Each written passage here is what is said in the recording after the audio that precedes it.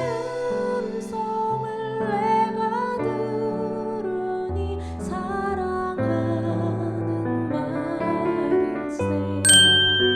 먼저 내가 예수 그리스도로 말미암아 너희 모든 사람에 관하여 내 하나님께 감사함은 너희 믿음이 온 세상에 전파됨이로다. 내가 그의 아들의 복음 안에서 내 심령으로 섬기는 하나님이 나의 증인이 되시거니와 항상 내 기도에 쉬지 않고 너희를 말하며 어떻게 하든지 이제 하나님의 뜻 안에서 너희에게로 나아갈 좋은 길 얻기를 구하노라. 내가 너희 보기를 간절히 원하는 것은 어떤 신령한 은사를 너희에게 나누어 주어 너희를 견고하게 하려 함이니 이는 곧 내가 너희 가운데서 너희와 나의 믿음으로 말미암아 피차 안위함을 얻으려 함이라. 형제들아, 내가 여러 번 너희에게 가고자 한 것을 너희가 모르기를 원하지 아니하노니 이는 너희 중에서도 다른 이방인 중에서와 같이 열매를 맺게 하려 함이로되 지금까지 길이 막혔도다. 헬라인이나 야만인이나 지혜 있는 자나 어리석은 자에게 다 내가 빚진 자라. 그러므로 나는 할 수 있는 대로 로마에 있는 너희에게도 복음 전하기를 원하노라. 내가 복음을 부끄러워하지 아니하노니 이 복음은 모든 믿는 자에게 구원을 주시는 하나님의 능력이 됨이라. 먼저는 유대인에게요 그리고 헬라인에게로다.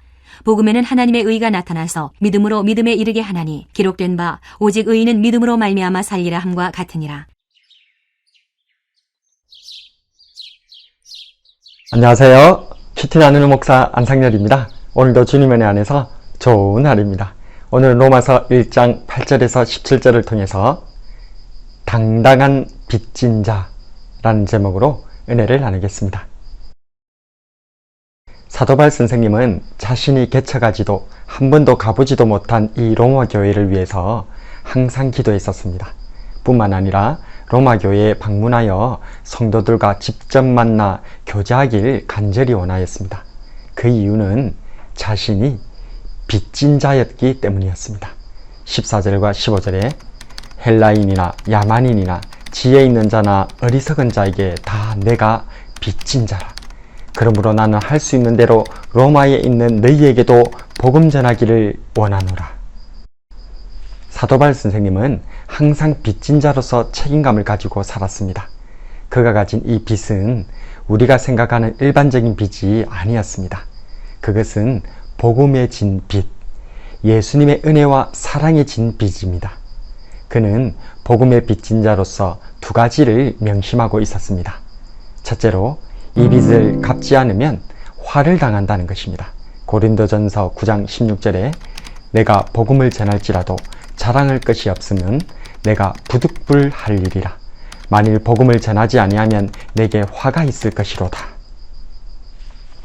둘째로 값없이 권리를 다 쓰지 않으며 전하는 것입니다. 고린도전서 9장 18절에 그런즉 내 상이 무엇이냐?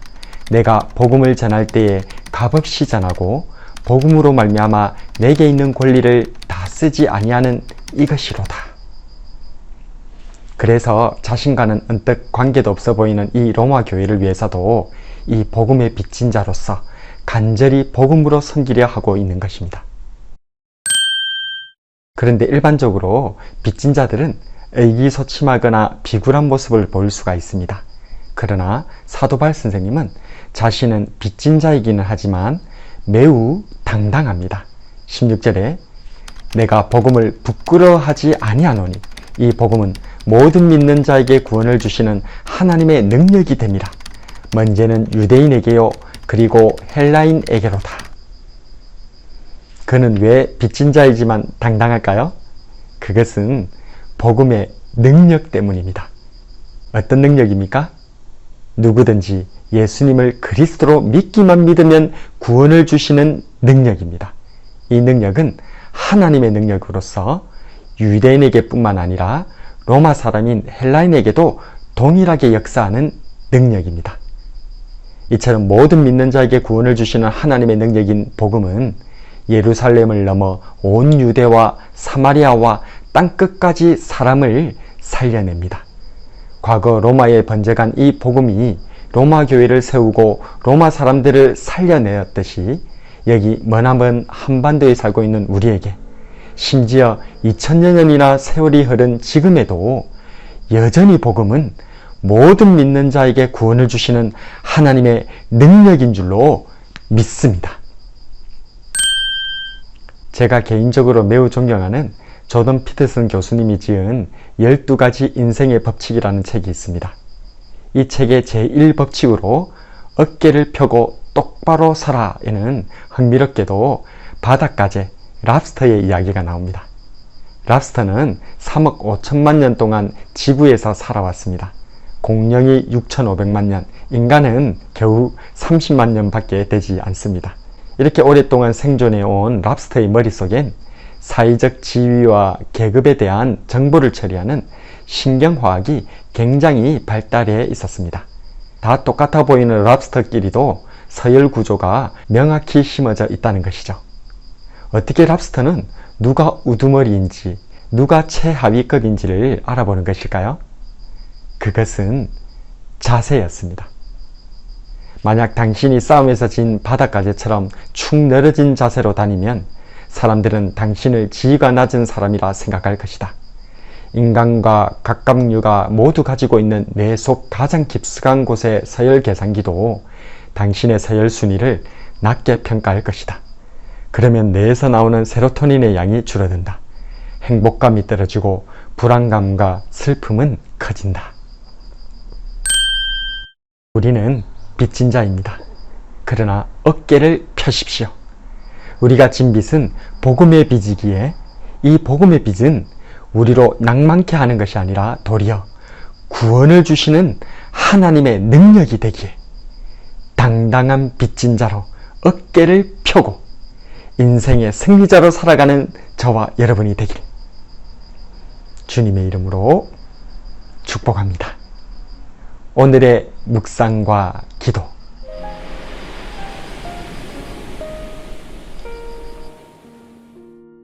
첫 번째로 나는 어디에, 무엇에, 누구에게 주눅들어 있는가?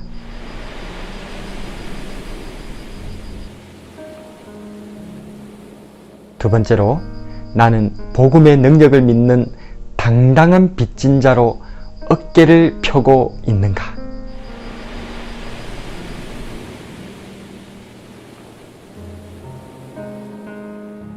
말씀을 놓고 기도하겠습니다. 사랑이 많으신 하나님, 고맙고 감사합니다.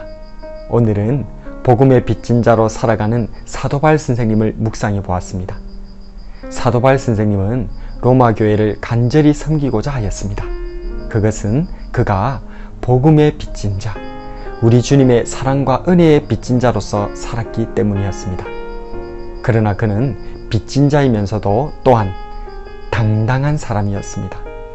복음과 이 복음의 진 빚을 부끄러워하지 아니하고 당당하게 모든 이들에게 전파하였습니다. 그것은 이 복음이 모든 믿는 자에게 구원을 주시는 하나님의 능력이 됨을 확신하기 때문이었습니다. 사도 바울 선생님처럼 당당한 빚진 자로 살기를 원합니다. 어깨를 펴고 똑바로 서기를 소원합니다. 그래서 세상 속에서 주눅든 패배자가 아니라 당당히 어깨를 편 복음의 승리자로 살아가기를 소원합니다. 성령님, 믿음으로 살아가게 인도해 주시옵소서. 세상 속에서 패배자가 아니라 복음의 승리자로 살아가게 하시는 복음의 주 예수님 이름으로 기도드립니다.